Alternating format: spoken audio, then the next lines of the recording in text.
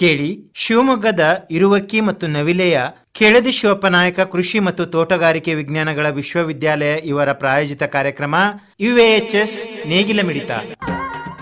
ಎಲ್ಲ ರೈತ ಬಾಂಧವರಿಗೆ ನಮಸ್ಕಾರ. ನನ್ನ ಹೆಸರು ಡಾಕ್ಟರ್ ರುದ್ರುಗೌಡ ಅಂತ, ವಿಜ್ಞಾನಿಗಳು, ಬೇಸಾಯಶಾಸ್ತ್ರ, ಕೃಷಿ ವಿಜ್ಞಾನ ಕೇಂದ್ರ, ಶಿವಮೊಗ್ಗ. ಇವತ್ತು ಅಂದರೆ ಈಗ ಬೇಸಿಗೆಗೆ, ಎಸ್ಪೆಷಲಿ ಬೇಸಿಗೆ ನಾವು ಒಂದು ಶಿಕಾರಿಪುರ ಮತ್ತು ಸೊರಬದಲ್ಲಿ ಪ್ರದೇಶದಲ್ಲಿ ಹೆಚ್ಚಾಗಿ ಎಣ್ಣೆಕಾಳು, ಅದರಲ್ಲಿ ಸೂರ್ಯಕಾಂತಿ ಬೆಳೆಯನ್ನು ಬೆಳೀತಾ ಇರ್ತಾರೆ ಆ್ಯಕ್ಚುಲಿ. ಸೊ ಅದಕ್ಕೋಸ್ಕರ ನಾವು ಹೆಚ್ಚಿನ ಇಳುವರಿಯನ್ನು ಪಡೆಯಬೇಕಾದ್ರೆ ಸೂರ್ಯಕಾಂತಿಯಲ್ಲಿ ಏನು ಸಮಸ್ಯೆ ಅಂದರೆ, ಒಂದು ನಂಜಾಣು ರೋಗದ ಸಮಸ್ಯೆ, ಇನ್ನೊಂದು ಬೂದಿ ರೋಗ ಅಂತ ಬರ್ತದೆ, ಮತ್ತು ಇನ್ನೊಂದು ಏನಂದರೆ ಎಲೆ ತಿನ್ನುತ್ತೆ. ಆನಂತರ ಪೋಷಕಾಂಶ ನಿರ್ವಹಣೆ ಭಾಳ ಇಂಪಾರ್ಟೆಂಟು, ಮತ್ತು ತಳಿಗಳ ಆಯ್ಕೆಯೂ ಸಹ ಏನಂತಾರೆ ಭಾಳ ಇಂಪಾರ್ಟೆಂಟು.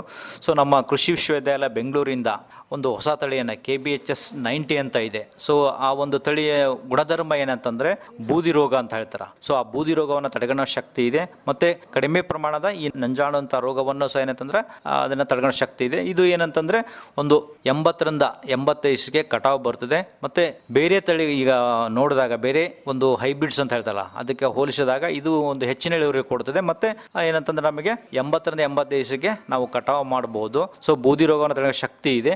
ಸೊ ಇದಕ್ಕೆ ಪೋಷಕಾಂಶಗಳು ಭಾಳ ಇಂಪಾರ್ಟೆಂಟು. ನಾವು ಈ ಒಂದು ಸೂರ್ಯಕಾಂತಿಯಲ್ಲಿ ನಾವು ಸಾರಜನಕ 1 ಎಕರೆಗೆ ಸುಮಾರು ಬಿತ್ತುವ ಸಮಯದಲ್ಲಿ ಕಾಂಪ್ಲೆಕ್ಸ್ ಗೊಬ್ಬರ ಇದ್ದರೆ, ಕಾಂಪ್ಲೆಕ್ಸ್ ಗೊಬ್ಬರ ಹೇಳ್ತಾವಲ್ಲ 15 ಅಥವಾ 17 ಅಥವಾ 10-26 ಇದ್ದರೆ, ಸೊ ಬಿತ್ತುವ ಸಮಯದಲ್ಲಿ ಒಂದು 2 ಬ್ಯಾಗ್ ಅಷ್ಟು ನಾವು ಇವನ್ನ ಹಾಕಬೇಕು.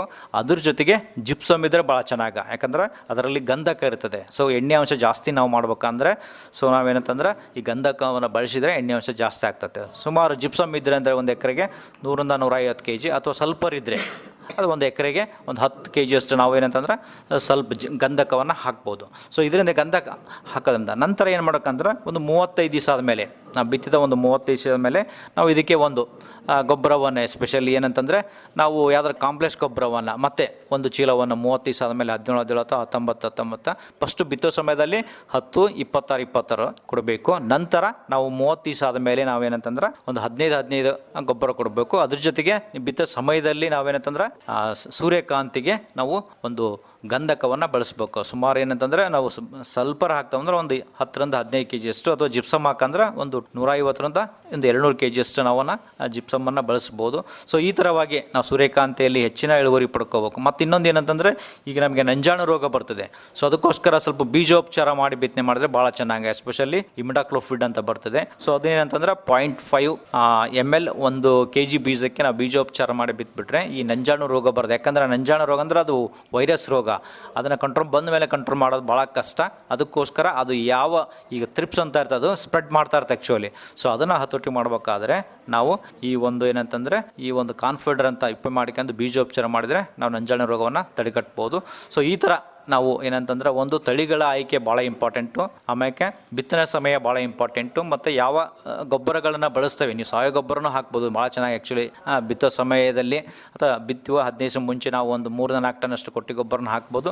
ಅದ್ರ ಜೊತೆಗೆ ನಾವೇನಂತಂದ್ರೆ ಸ್ವಲ್ಪ ಲಘು ಪೋಷಕಾಂಶಗಳು, ಎಸ್ಪೆಷಲಿ ಏನಂದರೆ ಗಂಧಕವನ್ನು ಸೊ ಬಳಸಿದರೆ ನಾವು ಹೆಚ್ಚಿನ ಇಳುವರಿನ ಪಡ್ಕೋಬೋದು ಅಂತ ಹೇಳ್ತಾ, ಮತ್ತು ಇನ್ನೂ ಸೂರ್ಯಕಾಂತಿ ಬೆಳೆ ರೈತಿದ್ರೆ ಹೆಚ್ಚಿನ ಮಾಹಿತಿಗಾಗಿ ನನ್ನ ಒಂದು ಮೊಬೈಲ್ ನಂಬರಿಗೆ 944-9069-274 ನೀವು ಸಂಪರ್ಕ ಮಾಡಬಹುದು. ನಮಸ್ಕಾರ, ಧನ್ಯವಾದಗಳು. ಇದುವರೆಗೆ ಶಿವಮೊಗ್ಗದ ಇರುವಕ್ಕಿ ಮತ್ತು ನವಿಲೆಯ ಕೆಳದಿ ಶಿವಪ್ಪನಾಯಕ ಕೃಷಿ ಮತ್ತು ತೋಟಗಾರಿಕೆ ವಿಜ್ಞಾನಗಳ ವಿಶ್ವವಿದ್ಯಾಲಯದ ಪ್ರಾಜೆಕ್ಟ್ವದ ಅಡಿಯಲ್ಲಿ ಆಕಾಶವಾಣಿ ಭದ್ರಾವತಿ ಕೇಂದ್ರದಲ್ಲಿ ಸಿದ್ಧಪಡಿಸಲಾದ ಕೃಷಿ ಮತ್ತು ಕೃಷಿ ಅವಲಂಬಿತ ವಿಷಯಗಳ ಜ್ಞಾನ ತುಂಬುವುದಕ್ಕಾಗಿಯೇ ಇರುವ ವಿಶೇಷ ಕಾರ್ಯಕ್ರಮ UAHS ನೇಗಿಲ ಮಿಡಿತ.